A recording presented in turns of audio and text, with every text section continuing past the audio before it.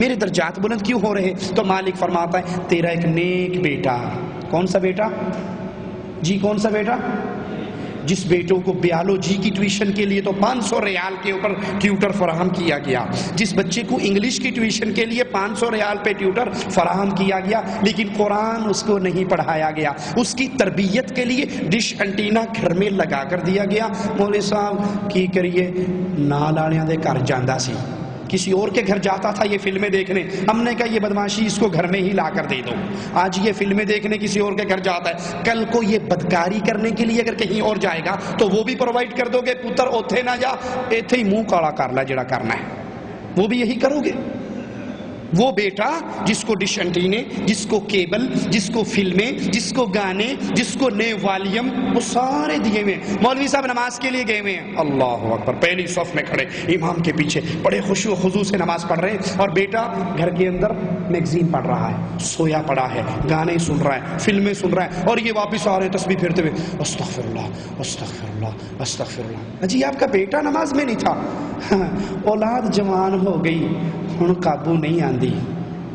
جب یہ چھوٹے تھے تو نے تب سے اس کو برباد کیا تھا، تب سے گھر میں ٹی وی، تب سے گھر میں ڈش انٹینے، تب سے گھر میں کیبل، تب سے گھر میں بدکاری بدماشی کے آلات تو نے لا کر دیے تھے. آج جہنم میں اگر یہ بیٹا جائے گا تیری ٹانگ کھینچ کے لے کر جائے گا ساتھ. وہ کہے گا اللہ میری تو اولاد، میرے تو کوئی اعمال نہیں، درجات کیوں بلند ہو گئے؟ مالک فرمائے گا میرے بندے تیرا نیک بیٹا تیرے لیے دنیا میں دعا کرتا ہے، اس دعا کی وجہ سے تیرے درجات بلند ہوتے ہیں. باقی گٹھلیوں پہ آیت کریمہ پڑھ کے بلٹی کرنا، قرآن پڑھ کے بلٹی کرنا، یہ مولویوں کا دھندا ہے، پیٹ بھرنے کا دھندا ہے. میں خود ایک دیوبندی مدرسے میں حفظ کرنے کے لیے گیا تو وہاں ہم روز لطیفے کیا دیکھتے، گاڑی آ کر کھڑی ہوتی، اس میں ایک بابو جی نیچے نکلتے، مولوی صاحب کے پاس آ کے بیٹھ جاتے، ماں کے لیے قرآن چاہیے. وہ ایک درویش کو اٹھاتے چلے، وہ درویش اب پھیرا مارتا، ایک کے پاس جاتا کتنے 2 پارے، دوسرے کے پاس 3 پارے، اس کے پاس 1 پارا، اس کے وہ ساری کلیکشن کر کے آتا، مولوی صاحب کے کان میں کہتا 5 قرآن ہو گئے. وہ کہتا جی 5 قرآن تیری ماں کو دیے. وہ کہتا 500 روپے تجھے دیے. چل ابھی یہ گیا، آدھے گھنٹے بعد دوسری گاڑی والا آ گیا، ابا مر گیا قرآن چاہیے، چل بھائی چل کھڑا ہو. وہ ایک پھیرا، ابھی اس نے 2 رکوع نہیں پڑے ہوتے اور جھوٹ مار کے 2 سپارے اس کو دے دیتا. اگر یہ سسٹم چلنے والا ہوتا تو غریب مارے جاتے، امیر جیت جاتے. کیوں؟ امیر آدمی دنیا میں بدماشی کرے، عیاشی کرے، جو مرضی کرے، مرتے ہوئے 2-4 لاکھ مولویوں کے اکاؤنٹ میں ڈال جائے کہ میں ہوں جان لگا تسی ساہ نہیں لینا، پیچھو پڑی آؤ تو سٹی آؤ، بھیجتے رہو مجھے، میں تو جو کچھ کر کے گیا ہوں تمہیں پتا ہوں. اب جاؤ یہ 10 لاکھ کا چیک تمہارے اکاؤنٹ میں جمع ہو گیا، صبح شام قرآن پڑھو اور کوئی سارا اس کی روح کو اس علیہ سوال. لیس للانسان الا ما سعى، بندے کو وہ ملے گا جو وہ کر کے جائے گا. کیا قبر پہ چادر چڑھانے سے بندہ کافر ہو جاتا ہے؟ ہاں، اگر قبر پہ چادر چڑھانے والا اس نیت سے چادر چڑھا رہا ہے کہ اس بابا جی کو پتہ لگے گا فلاں چادر لے کر آیا ہے اور یہ مجھ سے راضی ہو جائے گا، جب یہ مجھ سے راضی ہوگا میری ساری مصیبتیں دور ہو جائیں گی، میری مشکلیں ٹل جائیں گی. جو اس نیت سے قبر پہ چادر چڑھائے، قبر پہ چراغ جلائے، قبر پہ قربانی کرے، قبر پہ سجدے کرے کہ اس بابے کو میری اس عبادت کا علم ہوگا اور یہ میری مشکلوں کو ٹال دے گا، یہ شرک اکبر کر کے ملت سے خارج ہو رہا ہے. شب برات کی کیا حقیقت ہے؟ شب برات مولویوں کا بنایا ہوا ڈرامہ ہے. محرم میں تعزیہ جو بناتے ہیں اس کے بارے میں قرآن و حدیث کا کیا حکم ہے؟ جب قرآن اور حدیث پورا ہوا اس وقت تعزیہ نہیں تھا. جب قرآن و حدیث پورا ہوا، الیوم اکملت لکم دینکم کی جب آیت اتری اس وقت تعزیہ. وہ بڑا مشہور ایک لطیفہ ہے، سنی مولوی کا شیعہ مولوی سے مناظرہ تھا ایک بادشاہ کے دربار میں کہ کون سچا ہے کون جھوٹا. تو سنی مولوی نے جوتی اٹھا کے بغل میں دے لی. تو جب سٹیج پہ پہنچا وہ شیعہ کہنے لگا دیکھو اس جاہل کو اتنا نہیں پتا کہ جوتی بغل میں لے کے نہیں آتے وہاں اتارتے. اس نے کہا اصل میں نبی صلی اللہ علیہ وسلم کے دور میں جو شیعہ تھے نا وہ صحابہ کی جوتیاں چرا کے بھاگ جاتے تھے. تو اس نے کہا بیوقوف پاگل، شیعہ تو نبی کے دور میں تھے ہی نہیں. کہا بس اتنا ہی سمجھانا تھا کہ یہ بات کی پیداوار ہے، اس دور میں نہیں تھے. تو جب شریعت پوری ہوئی اس وقت تعزیے نہیں تھے. یہ تعزیے یہ تعزیے عراقیوں کی پیداوار ہیں، کوفیوں کی پیداوار ہیں اور بعد کی بنائی ہوئی بدعات ہیں، یہ جائز نہیں ہے۔ والدین کو موت کے بعد اس کا ثواب پہنچانے کا کیا طریقہ ہے؟ اللہ کے نبی صلی اللہ علیہ وسلم نے 3 چیزیں بیان فرمائی ہیں۔ جب انسان مر جائے تو اس کا صدقہ جاریہ ملتا ہے اس کو، جو وہ خود مسجد بنا گیا، مدرسہ بنا گیا، کوئی صدقہ جاریہ کام کر گیا، کسی کو علم پڑھا گیا، وہ بھی اس کو ثواب ملے گا، اور نیک اولاد چھوڑ گیا، وہ اس کے لیے دعا کرے تو وہ اس کو اولاد اس کا ثواب ملے گا۔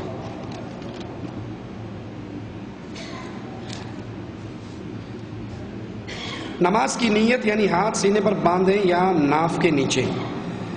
نماز کی نیت تو پہلی بات دل کے اندر ہوتی ہے، زبان سے نیت کرنا بدعت ہے، زبان سے نیت کرنا بدعت ہے۔ نیت ہوتی کہاں ہے؟ دل میں، زبان سے اقرار ہوتا ہے، نیت نہیں ہوتی، ٹھیک ہے؟ اگر یہ نیت زبان کی رسول اللہ صلی اللہ علیہ وسلم نے کی ہوتی تو کس زبان میں کی ہوتی؟ کیوں جی؟ عربی میں کی ہوتی، تو ہم سارے نماز عربی میں پڑھتے ہیں، تو نیت بھی کس زبان میں کرتے؟ عربی میں۔ اب پٹھان پشتو میں کر رہا ہے، پنجابی میں کر رہا ہے، اردو ہندی والا اپنی زبان میں کر رہا ہے، کیرلا والا اپنی زبان میں کر رہا ہے، تو اتنا ہی سمجھنے کے لیے کافی ہے کہ یہ بعد میں ٹچ لگا ہے، ویلڈ بعد میں ہوا ہے، پہلے ساتھ نہیں تھا، ٹھیک ہے؟ دوسری بات کہ زبان نیت کا مقام دل ہے۔ مثال کے طور پہ آپ گھر میں بیٹھے کتاب پڑھ رہے ہو، آپ کی بیگم، آپ کی امی آپ سے کہتی ہیں کہ بیٹا آؤ، شوہر جی آؤ، کھانا کھا لو۔ آپ کی کھانے کی نیت ہے تو کتاب بند، یہ رکھ دی ٹیبل پہ، آپ اٹھے، ہاتھ دھوئے اور آ کے دسترخوان پہ بیٹھ گئے، کھانا لگ گیا، آپ نے بسم اللہ پڑھ کے کھانا شروع کر دیا۔ نیت تو ہر کام کی ضروری ہے نا، انما الاعمال بالنیات، ہر عمل کے لیے نیت بنیاد ہے۔ تو کبھی آپ نے دیکھا کسی عقل مند نے نیت کی ہو، دسترخوان پہ آ کر بیٹھ کر وہ کہے میں نیت کرتا ہوں روٹی کھانے کی، 2 روٹیاں کھاؤں گا، 1 پلیٹ سالن کھاؤں گا، 1 گلاس پانی پیوں گا، دائیں ہاتھ سے پیوں گا، منہ کے راستے کھاؤں گا، پیٹ کے واسطے کھاؤں گا، سامنے ابو، ادھر امی، ادھر باجی، بسم اللہ کی کسی نے؟ اور اگر کوئی نہ کرے اور اس کو کہ مولوی صاحب نماز میں تو تو نے نیت کرتا ہوں نماز کی، نماز 4 فرض، پیچھے امام کے منہ میرا کھانا کعبہ شریف کی طرف، واسطے اللہ تبارک و تعالیٰ کے فرض، اللہ کے اوپر چھت، نیچے فرش، ادھر عبد الرحمان، ادھر عبداللہ، اگلی صف میں امام، پچھلی میں کوئی بھی نہیں، اللہ اکبر، تو نے نماز میں تو کی تھی، کھانے میں کیوں نہیں کی؟ وہ کہا مولوی صاحب تیرا دماغ خراب ہے کیا؟ جب میں نے ہاتھ دھوئے تو کیوں دھوئے؟ میں نے کتاب پڑھتے پڑھتے رکھ دی تو کیوں رکھی؟ میں نے کتاب اس لیے رکھی، نماز کی کھانے کی نیت تھی، میں نے ہاتھ دھوئے کھانے کی نیت تھی، چل کے دسترخوان پہ آیا، ٹوائلٹ میں نہیں گیا، کچن میں نہیں گیا، باہر نہیں گیا، دسترخوان پہ آیا، کیوں؟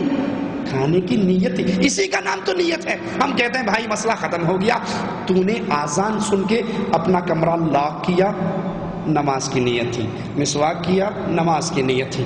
کئی مسواک کرتے ہیں اور کوئی جلدی جلدی سگریٹ پیتے، بھائی یہ کیا اتنی سپیڈ کیوں مار رہا کہ نماز کھڑی ہونے والی ہے، بھاگ کے نماز پڑھنی ہے۔ لوگ مسواک کر کے مسجد جاتے ہیں، یہ سگریٹ پی کے الحمدللہ رب العالمین الرحمن، ساتھ والا کہتا کس مصیبت کے پاس کھڑا ہو گیا۔ مسواک کی کیوں؟ نماز کی نیت، مسجد میں آئے نماز کی نیت، 1 قدم اٹھایا آپ نے، آپ کا 1 گناہ معاف ہوا، 1 قدم نیچے رکھا، آپ کو 1 خطا، 1 ثواب مل گیا، یہ نماز کی نیت ہے۔ اسی نیت کو، اور ہاتھ باندھنے کا جو سوال پوچھا ہے وہ یہ ہے، اللہ کے نبی دایاں ہاتھ بائیں ہاتھ پہ رکھتے، پھر اس کو سینے پہ رکھ لیتے۔